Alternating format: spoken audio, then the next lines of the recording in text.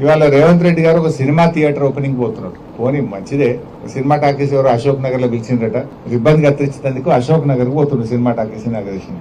రేవంత్ రెడ్డి మరి పోతున్నావు అశోక్ నగర్ కానీ మరి ఎలక్షన్ల ముందు అదే అశోక్ నగర్ లో సెంట్రల్ లైబ్రరీకి పోయినావు, యాదుకుందా?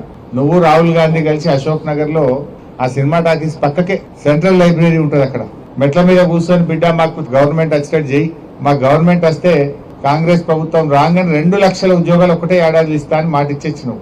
మరొక్కసారి పోయిరారా అందాక సినిమా టాకీస్ రిబ్బన్ కత్తిరించినాక ఒక్కసారి అశోక్ నగర్ సెంట్రల్ లైబ్రరీకి పోయిరారాదు? పోయి ఏం చేసినావో వాళ్ళకి ఇచ్చిన మాట ఏందో ఒక్కసారి మాట్లాడు.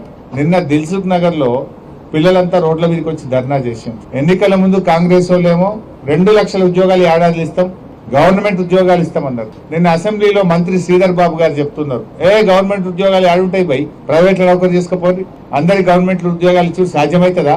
ఇది కాదు అని చేతులు ఎత్తేసాడు. బట్టి విక్రమార్క గారేమో జాబ్ క్యాలెండర్ పెట్టి జాబ్లెస్ క్యాలెండర్ చేసేసిండు దాన్ని. మరి ఇప్పుడు అశోక్ నగర్ కు రేవంత్ రెడ్డి గారు సినిమా టాకీస్ ఇనాగ్రేషన్ పోతే